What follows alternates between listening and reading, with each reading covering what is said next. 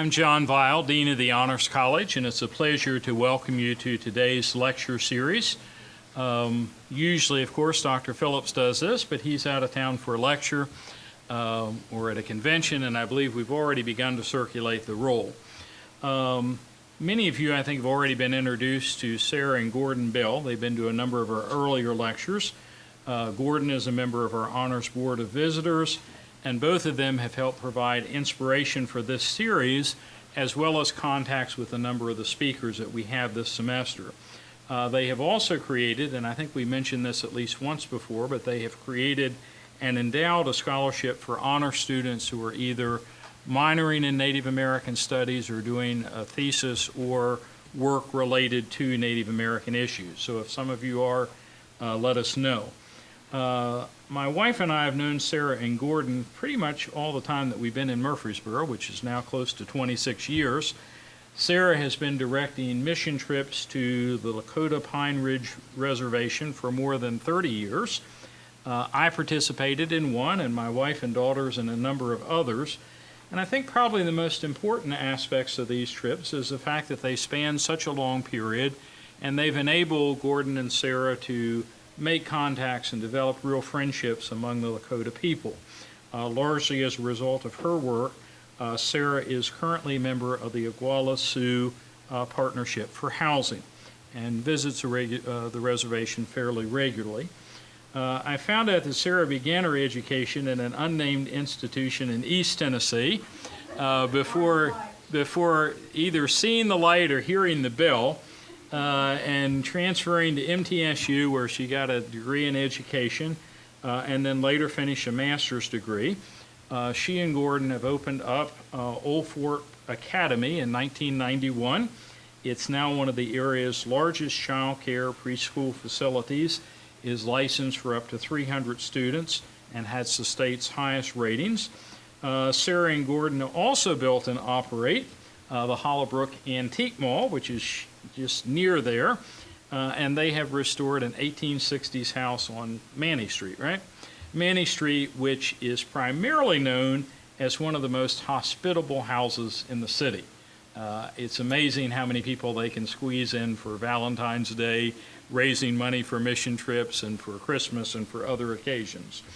Sara is not an academic in sort of the traditional sense, and so she has asked me to stress that this will not be a formal lecture so much as it is just an opportunity for her to share her experiences and her heart in dealing with the Lakota people. So welcome aboard.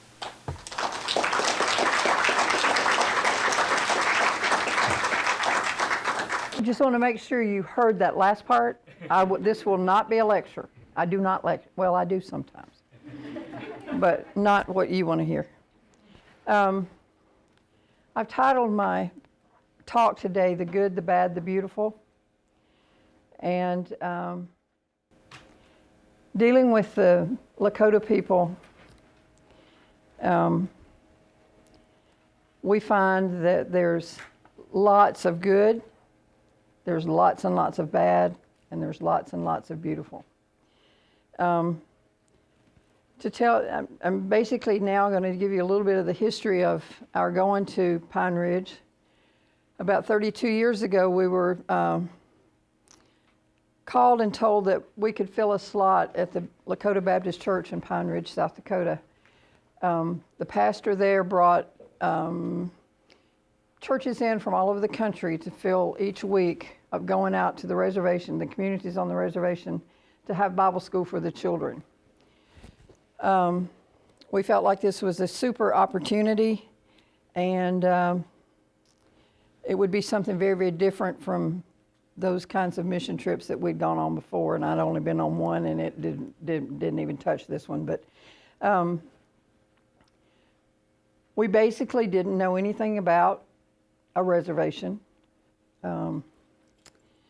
And, well, I need to back up just a little bit. The big catch to this invitation was that we give a 5-year commitment. And those 4 of us that were in the first 2 or 3 meetings talked about this 5-year commitment for a long time. 1,250 miles one way And who are those people? Are we going to like those people? Are they going to like us? So that 5-year commitment became sort of a door that we had to work on opening. And I finally spoke up, and some of these people in here know me and know that this is not going to be a surprise. I said, I don't think the man's going to come down here and drag us up there if we don't go back. But we went, and that was in 1984. So that started a journey for me that's changed my life. Like I said before, none of us knew anything about this reservation. We've heard about Cherokee forever. So we began to think about what are we going to see when we get there. I know that probably in my history classes, we talked about Wounded Knee and the massacres that happened there, but I'm not a history person either, so that probably didn't sink in at all. There were many, many women and children slaughtered at Wounded Knee in the name of security. And the Indian warriors weren't even there. It was old people, women, and children. So there's, you still have to be careful when you mention Wounded Knee on the reservation because it brings up some interesting conversations. We were invited to a new world right here in our country, and it was a world that we weren't expecting to see. It was not anything that we saw on a regular basis. The first year we went, we had 18 people. We took 2 vans, and we took one seat out of both vans so the drivers could lie on the floor. Wouldn't you like to do that now? Lie on the floor and rest. We drove straight through. We didn't stop, spend the night or anything. And that got to be a little dangerous when we'd get sleepy, so we decided after that we wouldn't do that again. We left on Friday evening, got there on Saturday. And then on Sunday afternoon, we'd go into our 2 communities, which were Manderson and Wounded Knee, and publicize that we were going to have the Bible schools for the children and the youth. And at that point, that's all we did. We'd go door to door, knock on the houses. We were instructed at that point from the pastor in Pine Ridge, do not enter a house. If you're asked to come in, don't go in. Then the Bible schools, the morning Bible school was at Manderson, afternoon Bible school was at Wounded Knee, and then we'd go sightseeing at night. We'd go to Mount Rushmore, not Crazy Horse at that point. We probably didn't even know Crazy Horse existed. And then on Wednesday and Thursday nights, we did taco suppers for the 2 communities. On Monday morning, when the kids came in, we weren't ready for what we saw. Those little kids were hungry, they were dirty, and they were worn out. Worn out, I'm saying, and you're going to see it later in a video. Some of these children don't get to sleep because their parents are partying all night long. And they were just worn out. And you could just tell by looking at them they were very, very hungry. We had our classes, and there was basically no eye contact with the children. They wouldn't look at us, they wouldn't speak to us. You'd ask a question, nobody would answer. And if it was, well, raise your hand if you know who Moses was. Nothing. And they knew who Moses was, so that's not. So about Thursday night, we decided that they didn't like us. And now we love them, yes, but we decided they didn't like us. Friday morning, when it came time for Bible school to be dismissed, the parking lot was full of cars. No, the parking lot had a few cars, a lot of people, and a horse or two with parents that was begging us to come back the next year because their kids had had so much fun. And so 32 years later, I'm still having fun.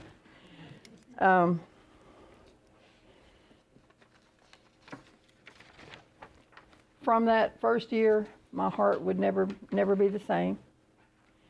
I do have a wonderful family here in Murfreesboro, 2 sons, 2 very, very, very wonderful grandchildren, and one of which I think she's getting ready to take over her grandmother's footsteps. But anyway, she's going with us and thoroughly enjoys it.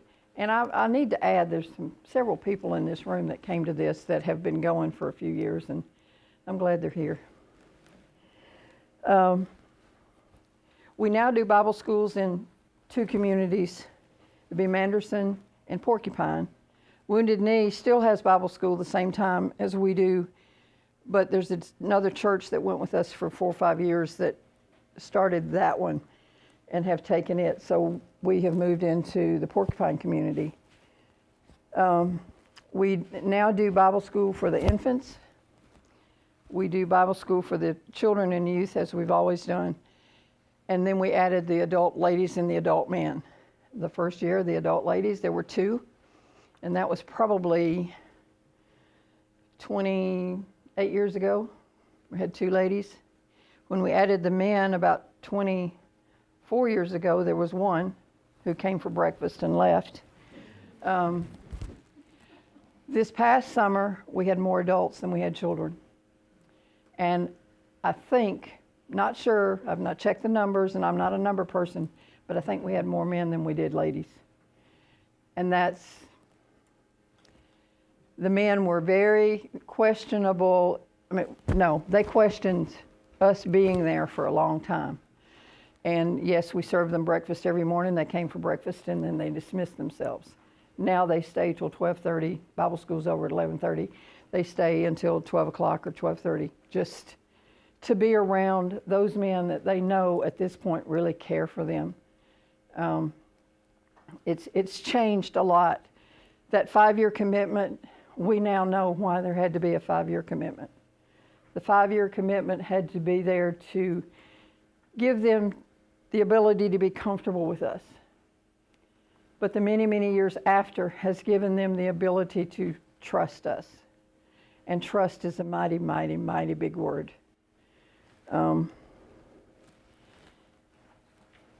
We still do the taco suppers, and we've moved into light home repair that we try to find out in each community, maybe an elder, maybe not even an elder, who might need their some little thing done in their house. Those little projects get us into those homes that we weren't supposed to go into when we were asked. And that is not my direction to the people that go, because we're not going to be invited to houses where there's some big drug thing going on or alcohol thing going on. We're way beyond that. I can't say that we're always going to be safe. I know that there's danger there. Everybody here knows that goes. I've tried to tell them, yes, you feel comfortable, but you've always got to keep in the back of your mind that something can go wrong. And it won't be the people that love us, it'll be somebody else that doesn't know what we are. We're usually there we're always there the last week of June, which means that we're there when everybody's really, really hungry. Money for food's run out, and there's no money for food at all for the people, so they're very hungry.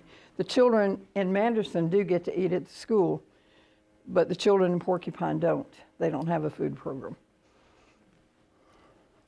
Okay, that's a little bit of the history. Right now I want to go to the good part of the good, bad, beautiful. About 5 years into the trip, we realized that traveling back and forth from our communities to Pine Ridge was a lot of time spent on the road. We would have Bible school at be out of Bible school at 11:30, go back to Pine Ridge, have lunch, and then that afternoon we would waste. That's what I can say we did. We began to feel like we were missing great opportunities to spend time with the people.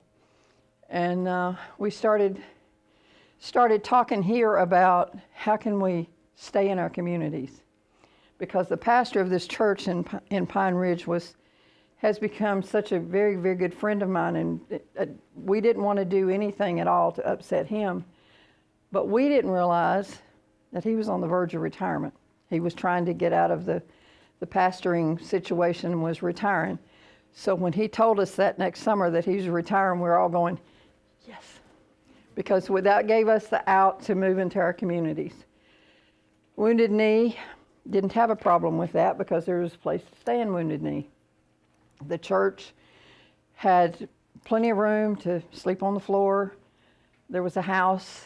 There was outside toilet shower situation that took care of the people that were working there. But those of us that were going to Manderson, there weren't any hotels there either. So I was beginning to wonder, where in the world can we stay? And that was about the time that I met my friend and my adopted sister, Emma Clifford, and everybody that has been on this trip knows her as Pinky. I said, what are we going to do? We want to stay here. We want to be with the people. We want to spend time with our kids. And she said, go to the school board, which her mother was a member of the school board, and ask them if you can stay in the school. That I did, and yes, they did. And we've stayed there every year, but about 3, I think, since we started staying in that area. And one year it was because of change of administration, and he did not want us in his building. And the other 2 years it's been because of repair to the school. But since we were part of the community and people wanted us there, they found us places to stay. And some of them were better than staying at school, but we go back to the school every year we can. With the addition of the ladies and men's groups, we began to learn about customs and traditions and those types of things. And with children, they're not going to share a lot of that with you. Even if they know it, they're not, you're white people. That's for us. But the Indian people we began to converse with them the fact that we wanted to learn. And the first thing that I learned was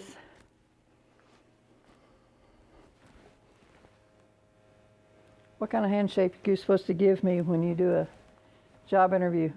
Firm one. Firm one. Not on the reservation. If you do a firm handshake, that means I'm trying to get power over you.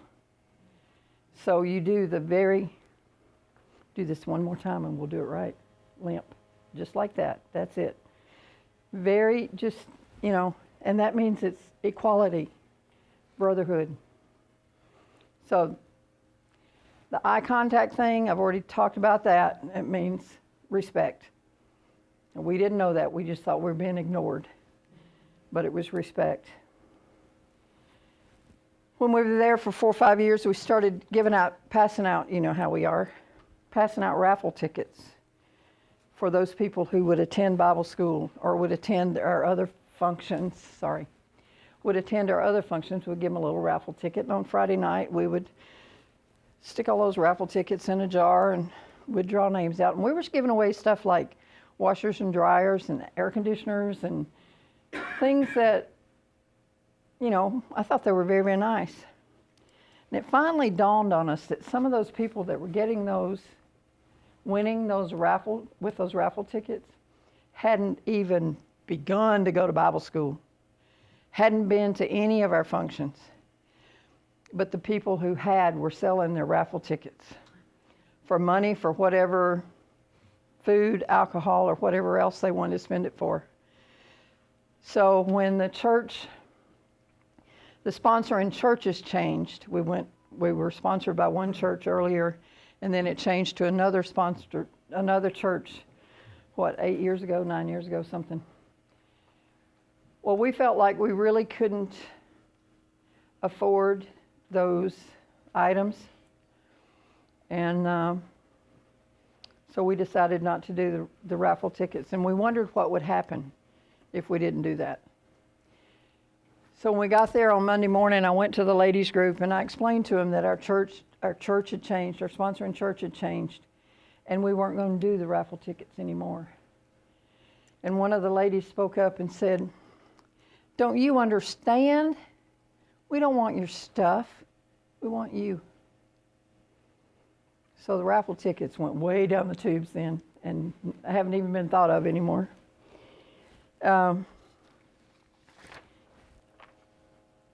2 or 3 years ago, probably 3, I was going to the ladies group to tell them goodbye. And goodbye is not a word you use in Lakota because that's a finality. That's the end, no more. But I was going to tell them later. That's their term for goodbye. And the little lady came out the door and she was crying, and she went past me and didn't say anything, which is very unusual for her because she's always talking and always smiling. So I went into the Bible school and I said, "Did somebody say or do something to her to upset her?" And they said, "As far as we know, not." So I said, "Well, I'm going to go see her."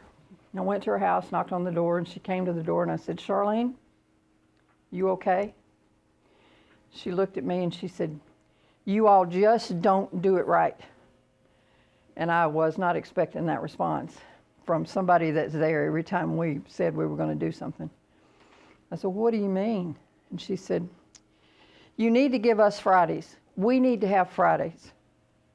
You all need to have to listen to us tell you how important you are to us." She said, 52 weeks in a year, you're here 1. We have 51 weeks, and you're all we have to look forward to.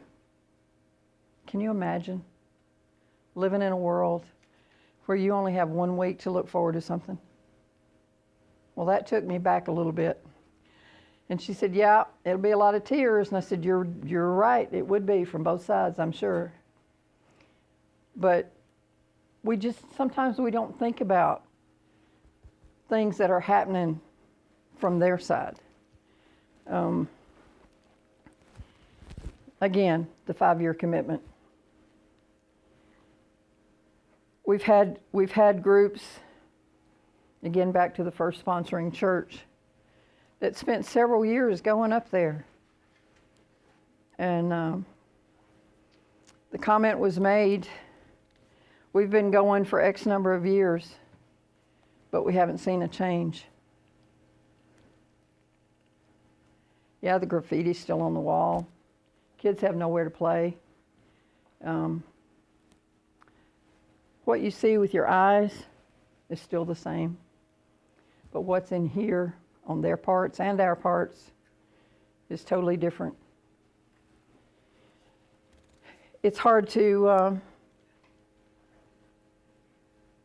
maybe in our surroundings, I don't know, you students, but it's hard to trust people, especially when those people have taken away everything that you thought was sacred and such a part of your life. And that's what we did. We took away their lives and tried to make them white. We were always called by the kids, the adults, "When are the Bible school people coming?" 2 years ago, the tribe presented the Bible school people, no specific church, but right now there's 3 churches from Tennessee that go and have Bible school. We were given our little church and 10 acres. And there's a lease. There's no money to be exchanged. It's a 30-year lease with the ability to renew for 25 after the 30. I don't think I'll see that, but anyway, what a gift. But we all realize, those that are involved in that part of it, know that if administration changes and they really don't want white people on the reservation, they can take that church back. We know that. But as long as we're able to be there, we just take it one day at a time, one summer at a time. Right now we have a couple that lives up there, moved there from Murfreesboro. They left everything they had, a nice house, 2 good jobs, and, you know, lived like us middle-class people live. To go to a place where there was no promise of a job, there was no promise of a home, nothing. They just moved and left. Right before they left, somebody from Murfreesboro gave them a travel trailer to live in case they couldn't find a house to live in. So I thought about that, and I thought, you know, I don't remember seeing any mobile home hookups anywhere on the reservation. And so I first thought of Pinky, because she owns a little bit of property, but I don't know of any trailers that are on her property. But then I thought of another fella who lives kind of out about 5 miles from the school we stay in, and I called him and I said, you don't happen to know anybody that might have a place to hook a trailer? And he said, you know, my son moved 2 months ago, left all of his trailer hookups are still there. All he has to do is pay the bills if he wants to move it in. But he's got to be gone by October, because if he doesn't leave by October, he won't be out until May or April, because the road to this house was a dirt road. It gets wet, and it's worse than any ice that you all experienced last week here. You cannot drive on their dirt roads when they're wet. Well, in September, they were both asked to be substitute bus drivers at the school. And it wasn't a permanent job, but it was, you know, as needed. And they both said yes, which enabled them to live in an apartment on the school campus. And so that kind of worked out for them. And by the way, they were bus drivers in Rutherford County. So now we have a church. We have people that live up there. And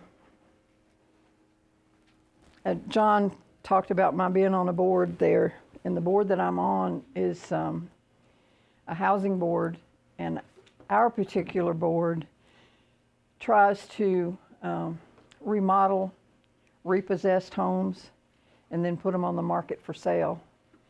And this means that the people that buy those houses have to go through credit training, that kind of thing, to make sure they can be approved for a loan.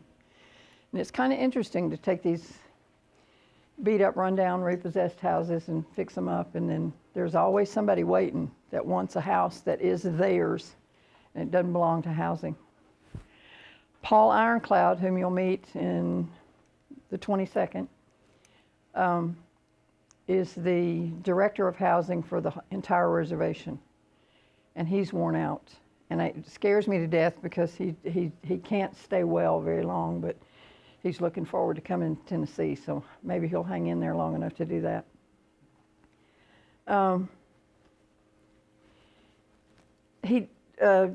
Last year, he took a house that was on the reservation, 960 square feet, 30 by 32. He was able to take it to Washington to show Congress what people have to live in. You know, 30 by 32 house is not that bad. I mean, you and I could live in a 30 by 32 house, but not 13 people. 13 people lived in that house. So he took it, he was supposed to be able to dismantle it, put it on the lawn of Congress, and people were supposed to come down to it. But that happened to be the day after the Boston Marathon bombing, and 2 senators were sent poison, so they were in lockdown. So a couple of them came down later in the day, but the day didn't quite go as planned, but he still did get to put his story out there and let people see. Right now, I'm going to do something to this to make it start this video. This video is, she called me and she said, this video is very cloudy. I said, what about the words? She said, the words are good. I said, well, I think the person that did the video wanted it cloudy because that's the way we see the reservations. We don't see them clearly. We see them through fog. We see them through clouds. But these words, read these words.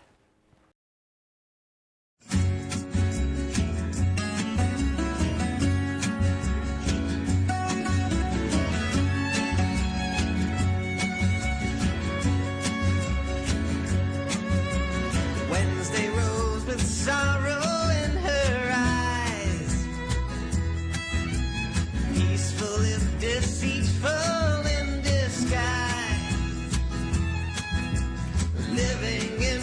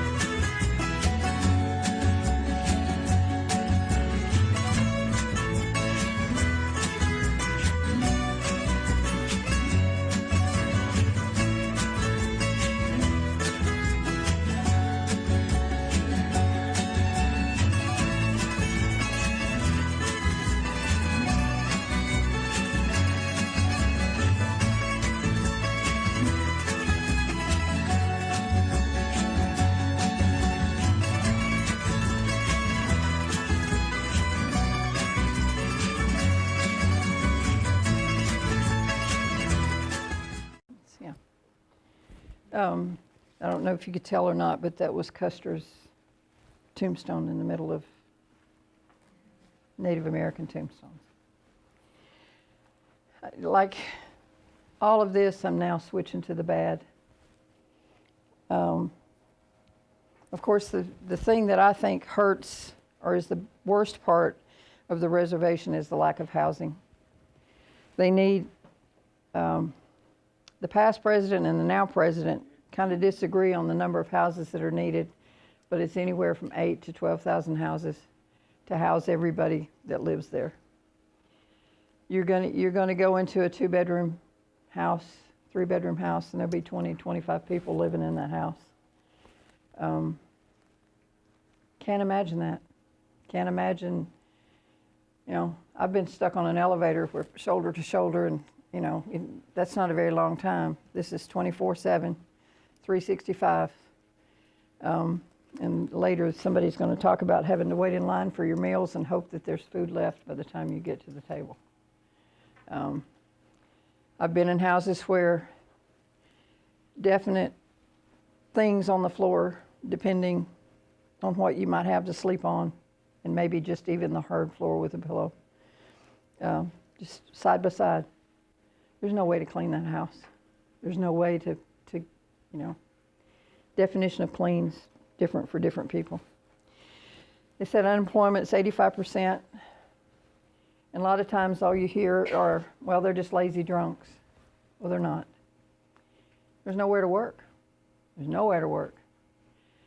Rapid City has lots of jobs available. You see them posted in the stores. You see them everywhere. A job, that's 100 miles away.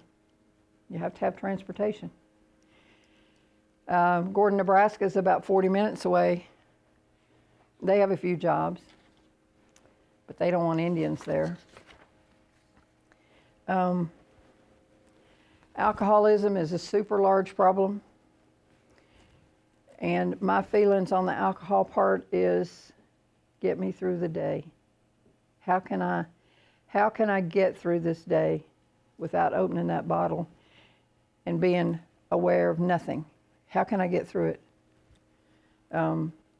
There's a little town that's 2 miles from Pine Ridge that has 10 people that live in it.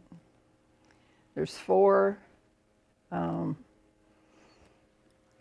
stores that sell alcohol.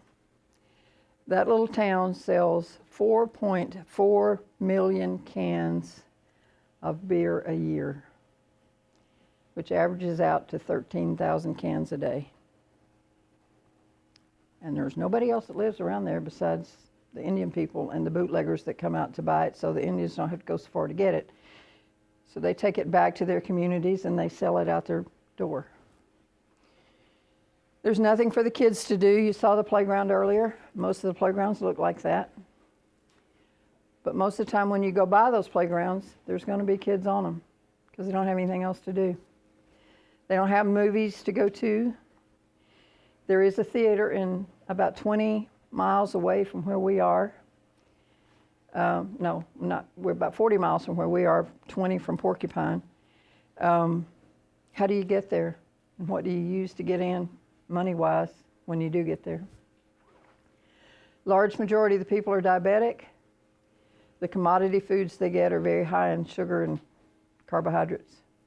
No fresh vegetables. When they see fresh vegetables, it's like you better get out of the way. There's long-term diabetes can lead to dialysis, and there's many, many, many that we know that go to Rapid City for dialysis 2 or 3 times a week. And there are many, many that we see who have lost legs, arms, whatever, due to the diabetes. According to the owner of the Sioux Funeral Home, which is in Pine Ridge, death haunts Pine Ridge. The community has the shortest life expectancy of anywhere on the Western Hemisphere outside Haiti. And you saw it earlier, 46 years the average. Infant mortality is the nation's highest, 3 times the national average. Grief is the constant presence. This was taken from the Wall Street Journal in March of 2002. No, nothing's changed. There's several gangs in each community, but sometimes becoming a member of a gang lets you live a little bit more quietly than it would if you didn't become a member. These gangs harass the people that live there, and there's very little police presence. I heard while I was up there, I was just up there last week, that there's only 52 policemen for the whole reservation. And that's a very, very large area. So when you call a policeman, you might get one 2.5 hours later. For the past couple of months, and this one breaks my heart, for the past couple of months, there's been a high increase in suicide. 5 children since Christmas, age 11, 12, and 13. An 11-year-old.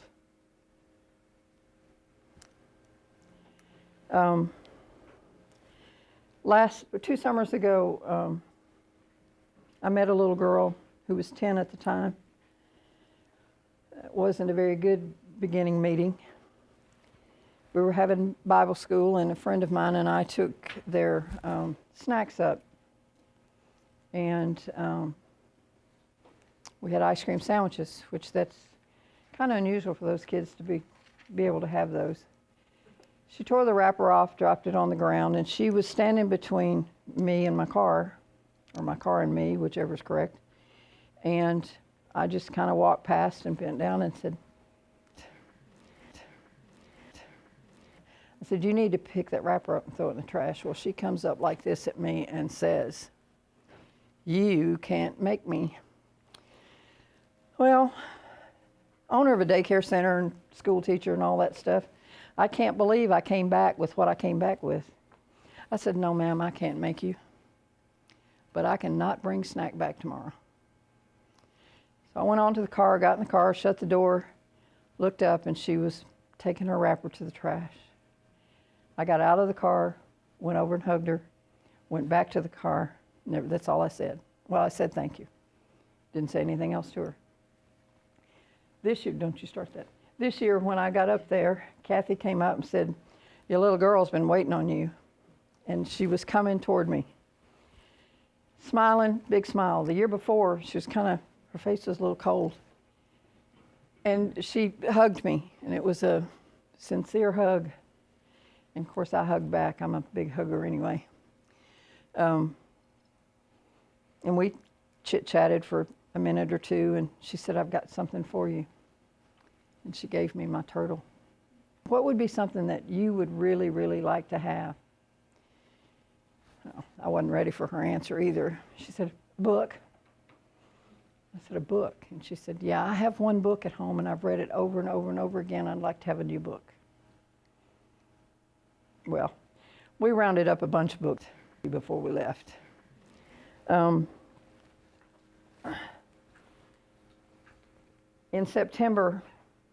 November, her mom sent me a text, and she said, "I need your group to pray."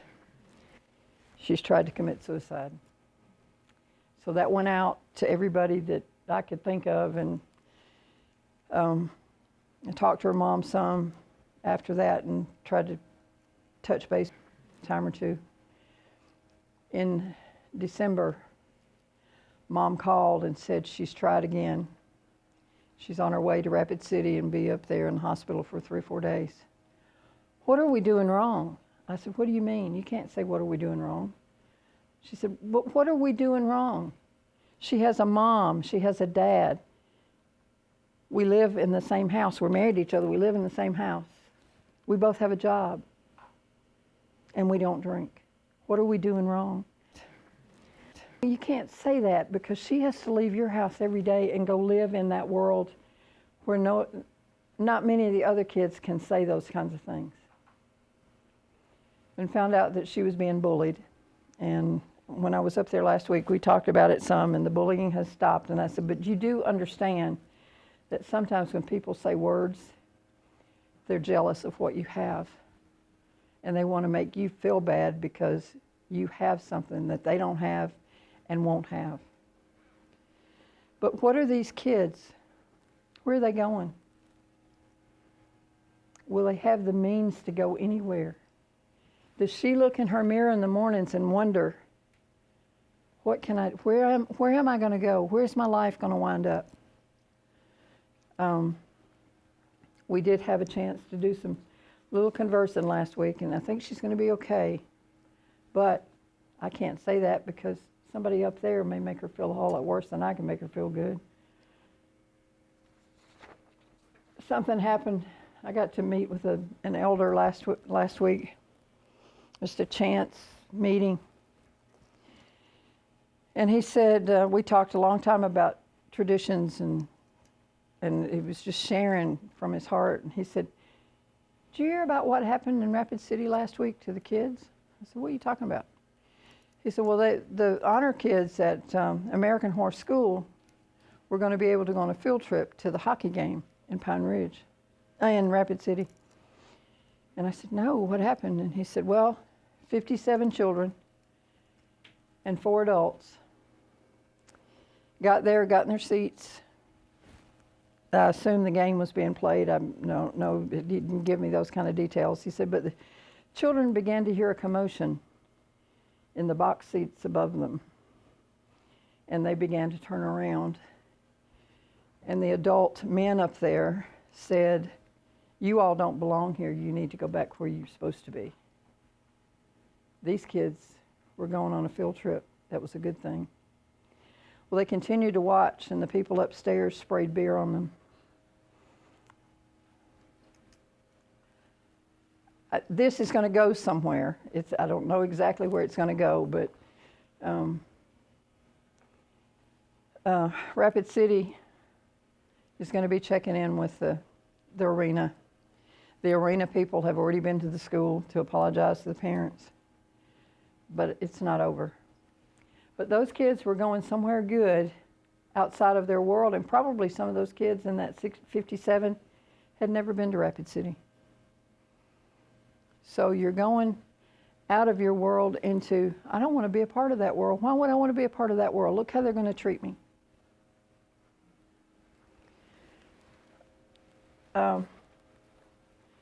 This is Haley, by the way. And that's not a very good picture. I don't do good pictures. She did a lot of selfies on my iPad, and they're much better than this, but that's the only one I had. But she's a sweetheart. And now we have a video.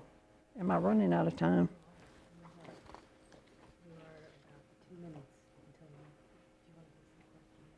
Let me finish with the beautiful, and if we have time to do the suicide thing, we'll do it. I have a YouTube suicide that is spoken by a child who tried to commit suicide. And she did so by hanging herself in the closet, and her brother found her. And she goes through that conversation about that she would never do it again because she saw the look on his face. And then she saw the look on her mother's face when she found out. I'll step over into the beautiful, which is the people are beautiful. The countryside is beautiful on the surface. But the places where they've been forced to live, the dirt can't sustain the people. There's no water. There's no trees to stop the winds that blow all the time. The soil is just awful. But to us who are visiting there, it's beautiful scenery. At night, since there's no trees to block the skies, you can see stars, millions and millions and millions of stars. And you just feel like you can just reach out and touch them. And during the day after a summer sprinkle, you can see a double rainbow. Sometimes you can see triple rainbows. Beautiful skies. The powwows, which I understand that you all have talked about powwows before.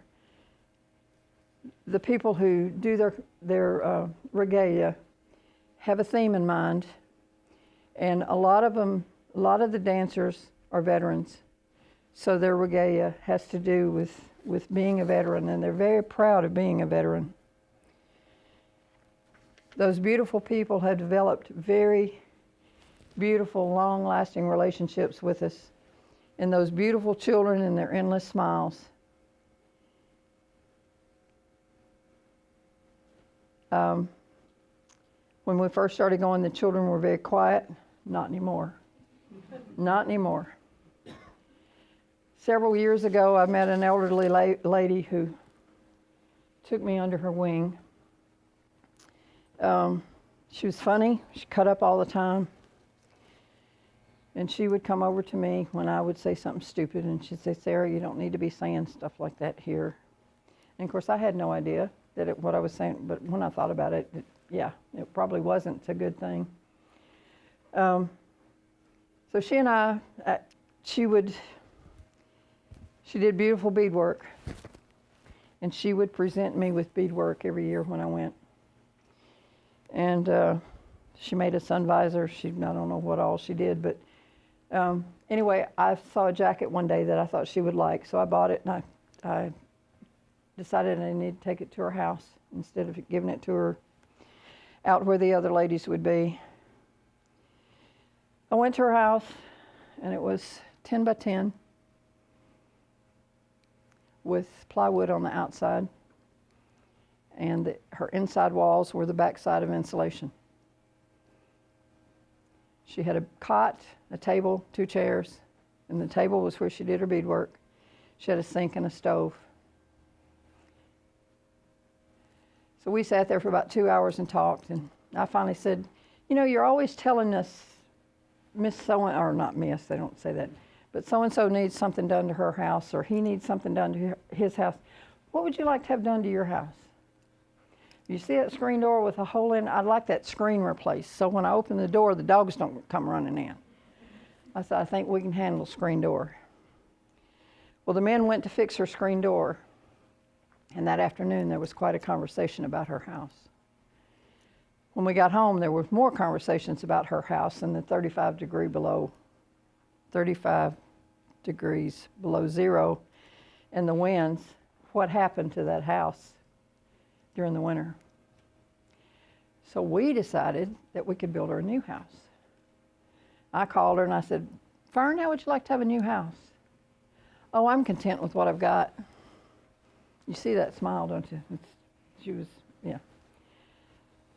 And I kept talking to her about, well, we've come up with this, and we think we can do this. And in a little while, she realized I wasn't giving her white trash. I was giving her sincerity. Then she began to kind of get excited. We delivered all the materials that most had been donated on Saturday afternoon. Friday night, we had a celebration in her new living room. And she was most excited and lived 3 years after we built the house. And very much enjoyed her house, and her son lives there now. I need to hurry up. I've mentioned before Pinky Clifford and Paul Ironcloud. These two have become great friends to me and have taught me a lot about housing and the lack of it, and things that can be done in those areas. They've helped me understand a lot of things, and I feel comfortable going to both of them and saying, "Okay, I don't understand this. Can you explain it?" I can't do that to everybody because they'd feel like I was being nosy. So, well, I need to say that Paul was he was president of the tribe, and he's probably more than one term, probably 2 or 3 terms. And Pinky was on the tribal council. But they both feel like that they can do more for the people while they're not on the council. Because when you're on the council, you can't do for one what you can do for another. So as you can see, my eyes have changed. My heart's changed. So my love goes out to those beautiful people. And it's nothing that can be written down or said. It's just an amazing, amazing group of people that once you talk to them and get beyond that little barrier that's there, and I totally understand why there's a barrier on their part. When you get beyond that, you can talk to them about their situations and what can you do to help. And I need to stop and let you all ask questions if you have any. Yes, sir. First off, thank you. I understand you're talking about the soil conditions. Is there not any sustainability program like down just a little bit south? There's the First Nations Development Institute, which offers a food program. First Nations does come and bring some food to them. I Okay. think maybe once a month, I think. Okay. Yeah. I So know yes, they there's have a program where they're starting to integrate agriculture back into the nations, and I was curious if that was something that was. One thing that last year in Porcupine, was it last year or year before last? We got to, and this happens a lot, we got into the building that we were going to use for Bible school, and there were these big cardboard containers. They're bigger, I couldn't reach across, about this high, full of seed packets. Full. Probably still there. But they don't have water. They use their water for more important things than growing stuff. So, and that's one of the biggest things is the lack of water.